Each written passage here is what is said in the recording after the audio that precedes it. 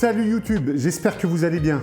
Alors ça vous a pas échappé, sur cette chaîne je suis plutôt anti-IA. Disons que l'IA générative qui remplace tous les créateurs, je trouve ça totalement con et totalement bête. Et j'en ai fait des vidéos pour en parler il y a peu, dont une sur LinkedIn.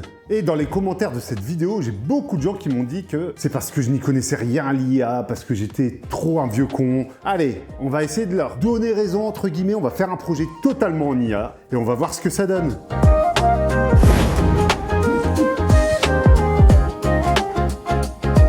Alors d'abord, il a fallu trouver un projet qui était à mon échelle faisable. Je voulais pas payer des abonnements à fond de balle dans plein de trucs, genre des Kling, des Seed, pour générer des vidéos ultra réalistes, bidule, parce que déjà, l'IA qui tue les artistes, ça me tue. Le désastre écologique plus le désastre financier, si vous saviez combien ça coûte un abonnement à chaque plateforme, comment ils vous vident les couilles, c'est incroyable. Donc je n'ai utilisé que 3 choses. ChatGPT, Midjourney et Suno. Et pour faire quel projet, vous allez me dire? J'ai créé un opening d'animé pour ma chaîne YouTube Jonas Screen. Pour ceux qui me connaissent un peu, vous savez que je suis un grand fan de Dragon Ball, de Nicky Larson, enfin City Hunter. Et je trouvais que c'était cool de rendre hommage un peu à tout ça. Et le fait de travailler sur un opening d'animé, ça apportait un projet qui n'était pas très réaliste et qui, je pense, était jouable avec mes connaissances en IA. Donc la première chose qui marque d'un opening d'animé, c'est la musique.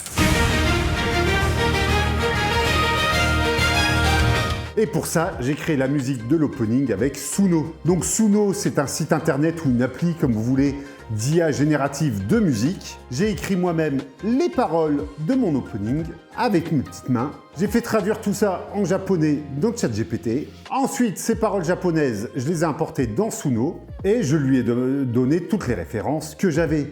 Je lui ai dit que je voulais un opening style Dragon Ball Super, Dragon Ball Z, années 90, début 2000. Et Suno m'a fait 4 propositions. Et j'ai choisi tout simplement celle qui me plaisait le plus, qui avait la sonorité qui marchait le mieux pour moi.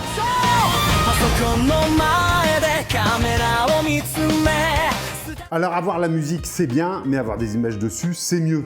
Et c'est là que j'ai eu un petit coup de bol, c'est qu'au moment où je me suis lancé dans ce projet, ChatGPT Image 2 était sorti. Et en génération d'images, il était bien meilleur. Donc, il a fallu que je pense en animation. Et donc, le premier truc que j'ai généré dans ChatGPT 2, je lui ai donné des photos de moi et je lui ai dit, crée-moi une page master, une espèce de direction artistique du personnage qui va apparaître dans l'animé. Ses expressions, ses couleurs de vêtements, ses couleurs de yeux, ses couleurs d'œil, ses couleurs de yeux, je sais pas comment on dit ça, sa couleur de cheveux, sa casquette, son pull. Et on a fait une espèce de planche contact avec toutes les infos qui servaient d'image master pour qu'ensuite toutes les images générées par ChatGPT correspondent à ce master, à cette référence ultime de personnage. Alors vous allez me dire, générer des images fixes, c'est bien, mais après comment tu les as animées? Et c'est là où il a fallu que je me trifouille le cerveau pour faire un truc cool. Si je prenais une image fixe et que je balançais ça dans Midjourney pour l'animer, une fois sur deux, ça me faisait de la merde ou des trucs très bizarres qui marchaient pas vraiment. Et c'est là où une option de Midjourney est efficace et me semblait utile, c'est l'option Start Frame et End Frame. Vous lui donnez l'image de début, vous lui donnez l'image de fin, et Midjourney génère l'animation entre ces deux images. C'est un peu comme les images clés dans Premiere ou dans After Effects, mais en IA générative. Donc, comment j'ai fonctionné concrètement? J'ai généré dans ChatGPT l'image de début, j'ai généré ensuite, toujours dans ChatGPT, l'image de fin. Ces deux images, je les ai importées en tant qu'image de start et de end dans Midjourney et j'ai demandé à Midjourney d'animer ce qu'il y avait entre les deux. Et on va dire que 80% du temps, Midjourney me faisait de la merde. Merci Midjourney. Mais de temps en temps, il me sortait un plan qu'on va estimer potable ou utilisable. Et celui-là, je le glissais dans mon animation. Alors, il faut savoir que l'IA générative, c'est bien, mais pour raconter une histoire, pour faire un découpage technique, c'est vraiment de la merde. Il n'a aucun sens de l'esthétique ou du cinéma. Donc, j'avais fait dans mon coin sur Word un vrai découpage technique. Tout ça en fonction des paroles que j'avais écrites. Donc, en gros, l'IA générative, ça m'a servi d'outil, mais j'ai quand même créé tout le découpage technique que vous voyez à l'image. Et c'est un peu moi qui ai fait On va dire, allez, 70% de la mise en scène, parce qu'il y a toujours un pourcentage un peu libre où l'IA fait n'importe quoi. Bref, j'ai fait quand même une grosse partie de la création du film. Enfin, c'est l'impression que j'ai eue en traficotant l'IA comme ça pour cette vidéo. Et donc, j'attendais à chaque fois 24 heures que ChatGPT renouvelle mes crédits pour régénérer une image dans le même chat. C'est pour ça que ça a pris aussi beaucoup de temps pour que cette vidéo arrive, parce que entre mes crédits limités sur Midjourney et sur ChatGPT, je voulais pas foutre du pognon là-dedans, c'était hors de question. Et ben, j'attendais que mes crédits se réinitialisent pour reprendre le projet à chaque fois. Et donc, une fois les plans générés, j'ai fait mon petit montage et mon petit étalonnage sur DaVinci Resolve. Petit problème, c'est que Midjourney ne générait les vidéos qu'en HD. J'ai donc utilisé l'outil d'upscale de DaVinci Resolve. Tous les défauts de l'IA ont été aussi upscalés en 4K.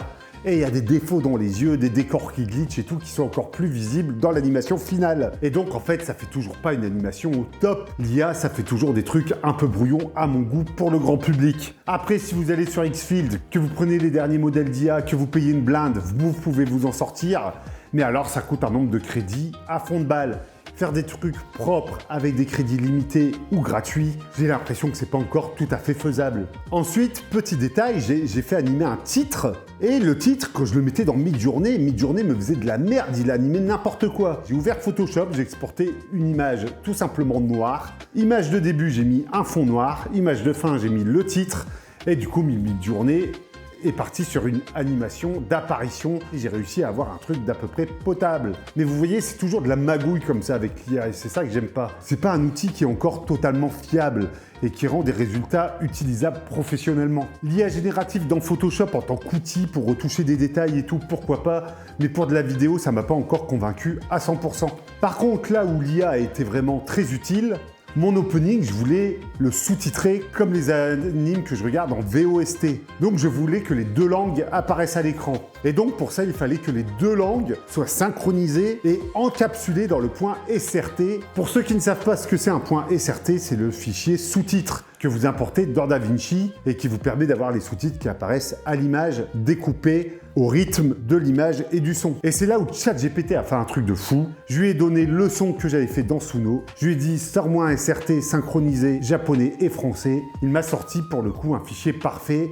Ça, je dois rendre honneur à ChatGPT, il a fait un boulot qui était vraiment pas mal. Quand je me souviens de l'époque où on faisait les fichiers en titrage hérité sur Premiere pour faire du sous-titre, et que là, je vois que l'intelligence artificielle m'a sorti ça en 10 minutes, ça, c'est quand même un outil dont je me servirai peut-être à l'avenir. Une fois que le tout était monté et que j'avais sous-titré, il ne me restait plus qu'à tout exporter. Et voilà, j'avais fini mon opening d'animé pour ma chaîne YouTube et je vous propose de voir ça maintenant, de regarder le résultat final.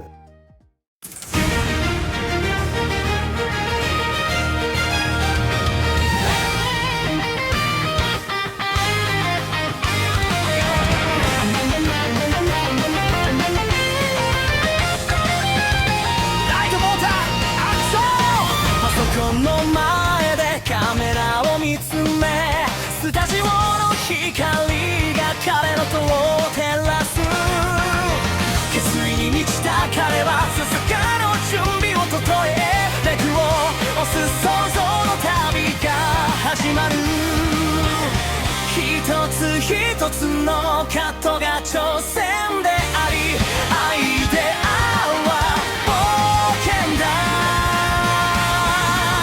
常に勝者彼のクリエイティビティは溢れ出す彼の名はジョーナス・クリー恐れずに映画の世界へ飛び込めとる客演じる何も君を止められない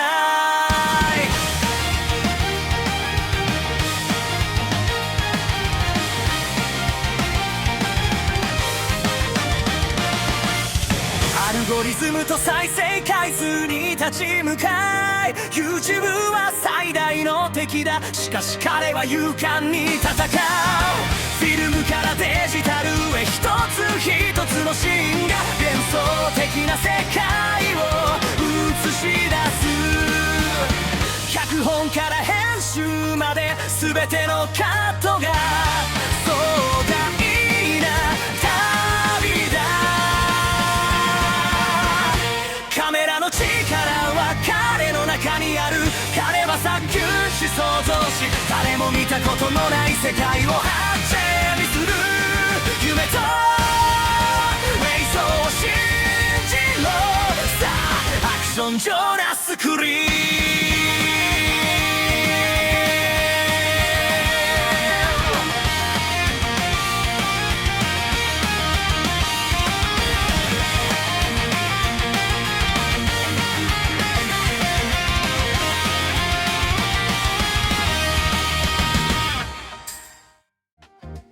Voilà, je sais pas ce que vous en pensez, n'hésitez pas à me le dire dans l'espace des commentaires. De mon point de vue, je trouve le résultat rigolo et cool. Est-ce que je trouve le résultat pro et utilisable dans le monde professionnel? Eh bien, pas vraiment. Il y a des plans qui ont quand même encore beaucoup de défauts. Certains qui fonctionnent plutôt bien, il faut être honnête, qu'on pourrait utiliser sur une parcelle de frame, mais la majorité du temps, les plans ont encore trop de défauts pour être utilisés au cinéma par exemple. C'est bien comme ça pour décoder sur YouTube, mais dans un usage professionnel, je m'en passerai. Je préfère largement payer un animateur. En tout cas, je trouve le résultat rigolo. On a vraiment un esprit shonen animé qui ressort de là. La musique, elle, fait pas mal le taf, même si on sent dans l'instrumentalisation que c'est très numérique, même s'il a encore vraiment beaucoup de défauts et qu'il est loin d'être 100% pro. J'espère que ce projet vous a plu et que vous comprenez pourquoi les vidéos prennent du temps à arriver. Parce que c'est toujours comme ça, des petites fictions accompagnées de leurs coulisses. Et donc ça prend du temps, mais c'est beaucoup plus cool pour vous et pour moi.